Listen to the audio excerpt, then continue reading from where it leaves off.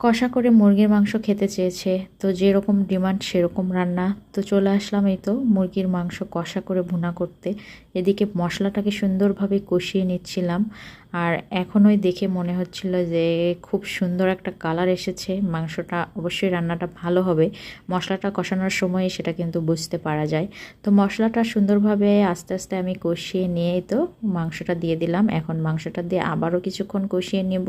আগেই কিন্তু আমি পানি দিয়ে দিই না, মশলা সুন্দরভাবে কষিয়ে মাংসের সাথে কষিয়ে তারপর আমি পানি দিয়ে রান্না করি।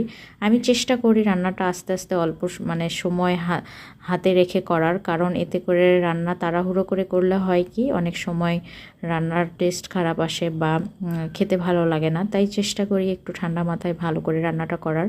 তো এদিক থেকে এই যে লুকসটা দেখেন, মাংসর কালারটা কিন্তু খুব সুন্দর এসেছে আর রান্নাটা অনেক মজা হয়েছিল। এই যে শেষ লুকসটা দেখিয়ে দিলাম।